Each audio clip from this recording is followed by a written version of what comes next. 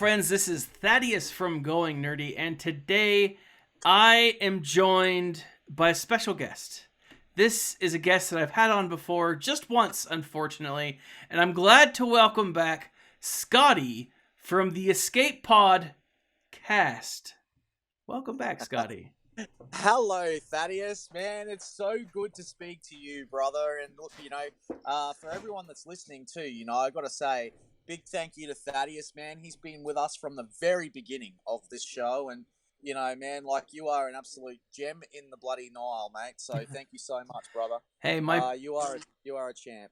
My pleasure, my pleasure. I've loved coming on the Escape Pod cast and talking with you guys, and it's just a ton of fun. Just a ton of fun. Thanks, man. Likewise with you, man. Like, we love all your content, man. And like, in fact, if you'll indulge me for just a second, I will. Because you actually just released a video, man, and it was actually from our interview with CG Carrie earlier in the week, man. I actually specifically asked her about Hondo Onaka just for you, man. And I heard that. And well, mate, as you know, she's on the list. He's on the list. So for those who haven't seen the video, I speculate in this video that Hondo Onaka is more important to Star Wars than they let on currently.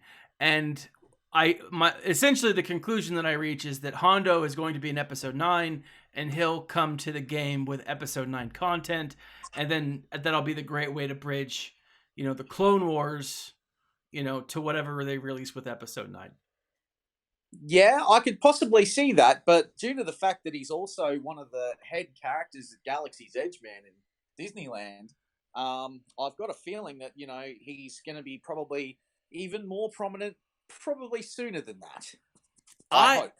I do too, actually. And so I have had coworkers and friends come up to me. They're like, hey, Thaddeus, have you seen pictures of Galaxy's Edge? Because they've had their family and friends go out and visit and stuff. And I'm like, yeah, I've seen pictures. And they're like, oh, let me show you this picture of my brother, my sister, my cousin, or whatever. And it's funny because I ask them, I'm like, guys, really the only thing that I want to see from Galaxy's Edge is Hondo Onaka. And it's funny because people, like, they freak out. They're like, well, don't you want to see a lightsaber being built? And don't you want to see... I'm like, well, yeah, I mean, I do. And that's all really cool stuff, but it's Hondo. I mean, show me man. Hondo. And no one has taken a picture. And I don't know if the ride that Hondo is part of is actually open yet, or if that's coming later on this year. I don't know, but maybe that's why I'm not seeing it. But well, from what I've seen, man, like he is there. Yeah. There's a great video that was done just recently, actually, by the Star Wars show with Andy and Anthony. Yeah. And those guys just went to Galaxy's Edge, and you actually see a bit more of Hondo, man, which is really cool. So it looks like he might be a part of the Millennium Falcon ride, actually, to be honest. That would make a lot of sense. That really would. I wonder, and this is totally off topic here, but if he is part of the Millennium Falcon ride, which again, if you've read Pirate's Price, wonderful book, but we know that Hondo is in control of the Millennium Falcon. Yep. If that's a way that the ship gets off Batuu, so that you are essentially part of whatever crew that returns the Falcon to Chewie and Rey, and so it's kind of like it's getting you as a fan into the story. I don't know. I'm random spitballing. I think that would be awesome. But I think Nerdy, I think you've hit the nail on the head, man. That's exactly what's going on. You've got to go and do a pirate mission, which has been tasked to you by Hondo. And when you go out in the Millennium Falcon, man, if you damage the ship, well, he ain't going to be very happy with you. But if you if you do the mission well and you do it properly and everything's all fine, well, he gives you an awesome payout, from my understanding. So Yeah, so Hondo is like central character to that Millennium Falcon ride. Oh, awesome. Oh, well then I'm looking forward to it. I'm going to be able to go in January of 2020. That's when I'm heading out. And so um it's going to be some time before I get to go, unfortunately. So um but let's jump back real quick. You just had an interview with CG Carrie. Yeah, man. Yeah, we Tell did. tell me about it. Man, wait, what a lovely lady she is. First of all, look, I've got to say, man, like there's a lot of there'd been a lot of hate in the community. There'd been a lot of negativity out there, man, and there was three things that we really wanted to do with this particular show, man. And the first one was to help out Paul's GoFundMe page, and Carrie was so good to jump on our show about that, man. Like Yeah. that was so nice of her to do that. The second thing was to actually install some positivity out there into the community, and Yeah. lo and behold, there'd been a number of posts this week from CG Crumb, and that was fantastic. Good on him for doing that. Which was great. And so yeah, we wanted to see some positivity out there again. And then the third thing was to, you know, like just paint Carrie into a better light, a better picture, man. Like because a lot of people just see her as text, man. At the moment, and Mm-hmm. that's all they see. And we wanted to give her that voice, and I think we achieved well two out of those three ththings. But yeah, make sure you guys go and donate to Paul's GoFundMe. That was the third one we need to do. Yeah, yeah, and I'll put a link both in the section, and then I'll put a picture of where you can find it here on this. But I agree. I think there's always a lot of negativity, and Paul said something interesting. He's like, well, not interesting, but obvious. Really, you can't please everyone, and no matter No. what the studio does, there's always going to be someone that's upset. Mm. And that's unfortunate because it's such a fun game. There's a lot of really cool aspects to the game, and it sounds like they're introducing newer and more challenging aspects. Absolutely, man. The Dark Side Geonosis territory battle is going to be pretty full on. Now, a lot of people in the community didn't quite understand what Carrie was talking about with this particular thing. What I'm going to say is that my perception of this was okay. You go into battle, and you've got like an AI team. Let's just say, for argument's sake, it's the Jedi. Mm-hmm. I don't think it will be, but let's just say, for argument's sake, it is. And they're there and they're fighting alongside you, and it's an AI team which is fighting alongside you to try and bring down the Accolade. But from my understanding, they might turn on you at some stage too, and you might have to try and take them down and the Accolade, which kind of makes things even more fun. Yeah, and So, yeah, I like that. yeah, that's awesome. So is the Acklay going to be this mini raid inside the territory battle? From my understanding, yes, it is. Okay. It's like a full-on mini raid, and yeah, you're gonna have people that are gonna be there to assist you, like the AI. I think that the Geonosian Brood is going to be the character that's going to be quintessential for that. To be honest, I mean, they're having the sixth because he's got like an extra character that he brings in with him. So that's going to be a lot of fun. So yeah, I think that he might be a very important character. So I think Carrie hit the nail on the head as well during the interview, like where she said it's about choices that you make in the game. And at the moment, I think that people are sort of going, "Oh, Shark T, yeah, I'll get her." While we know she's going to be required for the light side territory battle, that ain't coming first. The dark side is. Yep. So I'd be working on your Geonotions, guys. That's exactly what I'm doing. I'm actually, well, I say exactly. I'm trying to finish up for Darth Revan. I was able to get him like 100 shards or something like that last time, but I wasn't able to unlock him. And so yeah, I'm getting all of my tunes prepared. I'm setting them to gear 11.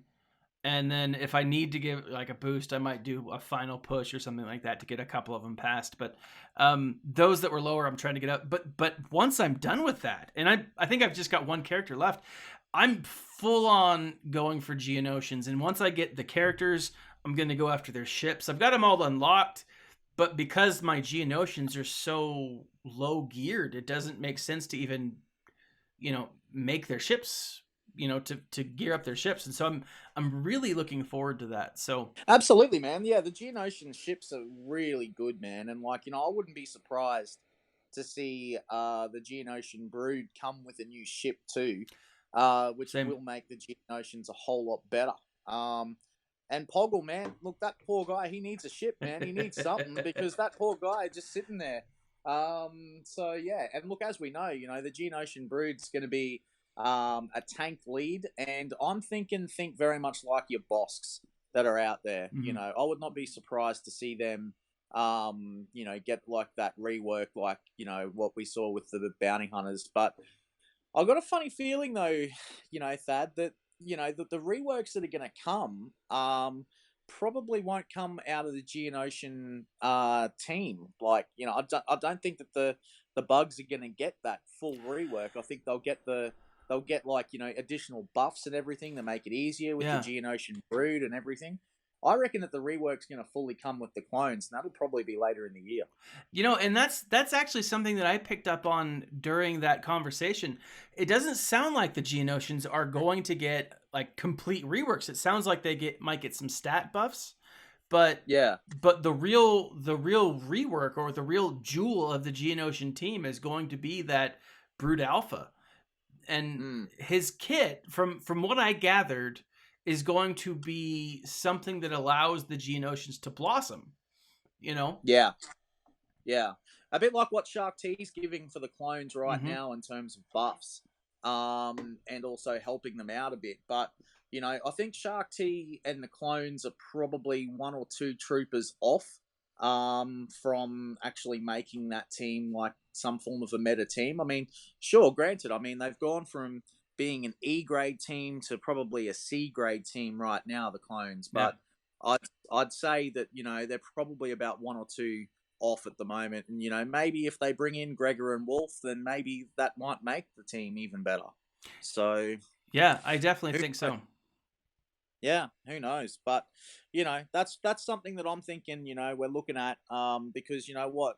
How many new bounty hunters did we get at this time last year, Thad? I think it was like 5, wasn't it? Yeah, And we it had a was. rework of all the others. Yeah, we had most of the bounty hunters reworked. So yeah, and then we saw all of the bounty hunters get their reworks Mm-hmm. as well with their payouts and everything as well. So I would not be surprised to see that trend continue this year. But this time with the clones. But that's just Scotty's speculation station. That I don't know if that's true or not. I'm just sort of speculating. I, But I yeah, that happened.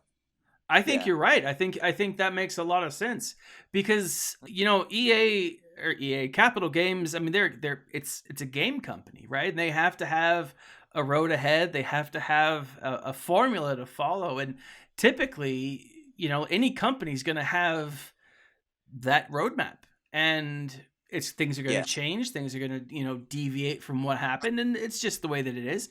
But by and large, it's going to stay the same. And I think you're right that the trend here is going to be the recreation of the clones. But first, we're going to see a focus on Geonosians with the Brood Alpha.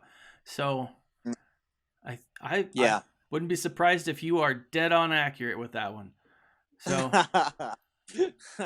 Well, thanks, man. And and then later on, I mean, obviously, you got more characters and everything. And I think that where we're going to see Hondo come into this is when, because it took what, I think it was like 4 months, man, after the light side Hoth came out, that we got the dark side Hoth. yeah. I think that we'll see something very similar with that, with the Geonosian territory battle. So we Mm-hmm. might see the light side come out in a couple of months, and that's where the new clones will come and all the like, and just really make those teams a whole lot better. Because look, I was thinking about this, man, and I was actually doing a little bit of theory crafting of my own, and I thought, okay, so in the current Hoth situation, there's usually about 4 teams that are pretty much required. Yeah, so Yeah. you're looking at like your Rogue Ones and your and the like. So I thought, okay, so Dark Side Territory Battle, what are we going to need here? So okay, we've got the Separatists, we've got the the General Grievous teams. You'll probably need that. I thought about, okay, what about Django Vet and Aura Singh, Ooh. Embo, and those guys as bounty hunters? I thought, yeah, they could possibly be required because they're a part of that lore, they're a part of that Mm-hmm. Clone Wars era. The other team I thought of was the Night Sisters because obviously that's an obvious one Yeah. because that would certainly be required. And then I thought, okay, well, who would be the fourth? And then I thought, okay, well, how would we work this? So Newt Gunray would definitely be one. And Mm-hmm. then, you're looking at Count Dooku as well. But Yeah. maybe with the other three Geonosians. Who knows how that's going to work? But maybe the Brood Alpha could be the leader in there. And having Dooku and Newt Gunray with maybe Sun Fac and Geo Spy or Geo Soldier, Yeah. that could be the team. Yeah. What I'm really excited about this is you got Newt Gunner, you got Wat Tambor coming out. Um, Yeah. these these older factions are starting to be rounded out to a point where you're not just limited by a small number of characters. You really Mm. are only limited by your own imagination how you want to get these characters to work, and Mm. where you want to use them. And specifically, I think you're right with territory battles. I'm really looking forward to seeing the different combinations that people come up with, Yeah. for this, because I think the separatists are going to have two, if not three, viable teams. I'm Mm. I'm really interested to seeing how these work. So Oh man, me too. And then that led me to think about, okay, so there's four teams for the dark side. And then I thought, okay, so what would we need for the light side from this? And it got me thinking, okay, so you got your Galactic Republic, but inside of that, there's a couple of big teams in mhm, there. Like, so you got a heap of Jedi. yeah, But I thought, okay, so let's just thin this down a little bit. And then I thought, okay, so you got your Padme, so there's one, and so you're going to use her with her Jedi team, and mhm, maybe another person that's going to come. Then you've got your clones, so that's an obvious one with Shark T. But then I thought, okay, who would be the other two teams? I mean, like, we're going to be needing. Um, is Qui Gon Jinn going to get a rework at some stage? And is he going to be the person that we're going to need? Is someone else going to get a rework? Is Cup going to suddenly become viable for the light side Geonosis territory battle? I mean, the possibilities are endless, man. Like, and I was starting to think about all that, and I just thought, wow, where can we be to get ahead of this game? You know what I mean? here's a question, and if you know the answer, I'm not trying to pump you for information here, but the next light side character is bound to be a Galactic Republic character, right? Um, Yeah. do you think that they're going to have an affinity or a connection with the Jedi? Do you think that we're going to see something like Ki-Adi Mundi. Ki-Adi-Mundi is the first that comes to mind. Yep. Or do you think maybe we'll see a Organa? Do you think Bail Organa could make it? Ooh, I got a funny feeling. Okay, so like this, what we've seen so far, what I feel, I don't know the answer to this, man, so I'm just speculating here, but we've seen Shark T get released, and we know how important Mm-hmm. she's going to be going forward. I think as we get closer to the light side territory battle, I think what we'll find is Ki-Adi Mundi might get dropped as a marquee as well. Mm-hmm. And then we'll get Bail Organa and probably Hondo as the other two characters that'll come into the game at some stage. But I would not be surprised to see Senator Palpatine as well thrown into the mix. I could see that. Uh, I would not be surprised with that. I mean, there's a number of others that you could possibly even bring into this game. So, I know that from the interview that we had with Carrie the other day, that there's going to be a lot of Clone Wars content coming our way. And that excites me, man. It really does. I'm right there with you. When she said that you're going to be looking for the day when they stop making Clone Wars content, I can't wait to be sick of Clone Wars. Yeah, me too, man. Me too. and what's awesome and what's really exciting about that is And and when she says people pick apart what she each word that she says, I smiled to myself. I'm like, she knows me so well, or people like me. And because what she said, she's like, you're gonna be so excited with what comes after Clone Wars, and I'm kind of thinking personally. I think that there's a lot of stuff still from Episode 8 that I'd like to see. And definitely Episode 9. I mean, yeah, we don't even know what Episode 9 contains just yet, but Episode 8 there's still a few major characters. I mean, we don't have Luke, Yeah. We don't have Old Man Luke. No, we don't have Hux yet. We don't have, we don't have the Praetorian Guards yet. Snoke. I mean, Snoke. We don't have. Yeah, no. So there's a lot there. I think that they'll come. I think they'll come towards the end of the year. There was a speculation that actually happened, and shout out to DB Official and Xylo from Takedown Games as love well. those guys. Yeah, they did a great video just the other day, and it was about how they thought that there was going to be like an Episode 9 raid that could come to the game. And, the more I thought about it, the more I thought that they were right, there's the Rancor, which is from, the early OG Star Wars. You've got the HAAT, which is from the, from the Clone Wars era. Then you've got the Sith Triumvirate, which is from the Old Republic. Yeah. And, the one that's missing is the new trilogy. What I'm hoping, what I'm absolutely hoping is that they introduce characters that can create a bridge to these other characters who are good, who've maintained the test of time. I mean, look at Kenobi. Kenobi really didn't, or General Kenobi didn't really need much. No, he didn't. He was the only character. I mean, he got a Zeta, but he probably would have been okay without the Zeta. Yeah, he would have been, and now he's just even more OP. If you give him that Zeta on Padme's team, my goodness. Oh yeah, yeah. And in fact, I'd recommend that Zeta over Anakin's any day at the moment. So if you're looking at your Padme team, I'd go Kenobi first. All right, I'll keep that in mind. I've got my Padme team on the back burner. She's at gear 9, and there's just so much stuff going on right now that I can't bring myself to focus on her. And so totally. With Malik and everything that dropped, and you know what, CG, you've been copping a fair bit of, criticism over the last month of, there's no new content. Well, you know what, guys, we just got bombarded after month with new content. We had to take a break. We had to just catch up. Yeah. And, and I was stoked with this, man. Like, it was a great decision from CG, so I applaud that. So I look forward to the corporate shill in the comments below. Going, Ernie. Hey, you know what? Like, shill or no, I think they do a great job. Like, again, I'm not always happy with the decisions they make. I'm not always happy with the things that they do.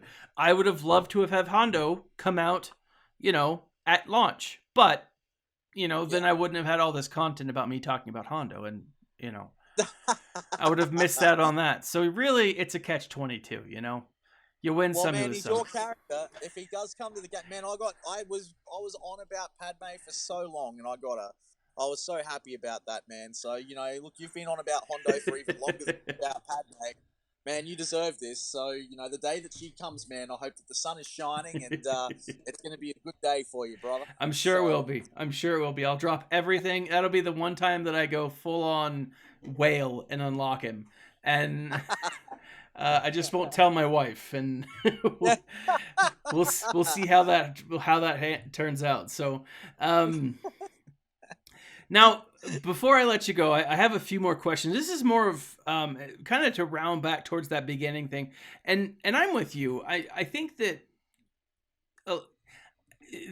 even though this is a company, it's still an art form, right? There are people at CG that are just fans of this game, of this content. As you left the conversation with Carrie, what was like your final impression of her, of the team? What did you think? Man, I gotta say that I was so impressed with her. Like, man, she is a very, very, very clever woman, man, Mm-hmm. and full props to her, man. Like the amount of stuff that she actually does, man, like behind the Oh scenes, yeah. is just full on, guys. I mean, like, she's. I mean, as she says, in a live game, this game never sleeps, and man, she's right.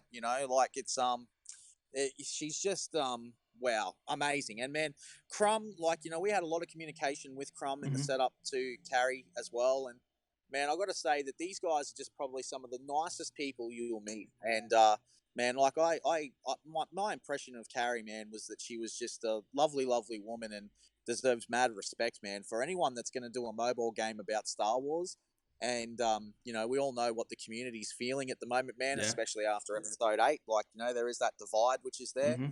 I just feel as if, you know, it's a tough gig, Star Wars in 2019, and man, full Yeah. props to her and the team, man. Like, they're doing an amazing job, and I just say keep it coming, guys. And here we go, hashtag corporate chill. Hashtag. Okay. All right. Let's see. I want to ask one final question. Let me see. Let me come up with one. This is so.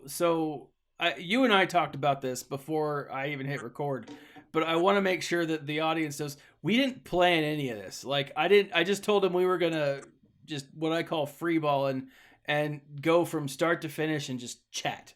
And Yeah, man. I don't even know how much I'm gonna cut up this episode, which is great for me. It's gonna take so little time to actually edit. Which I mean, editing. It's like the worst part of making videos, Oh yeah. or podcasting. So,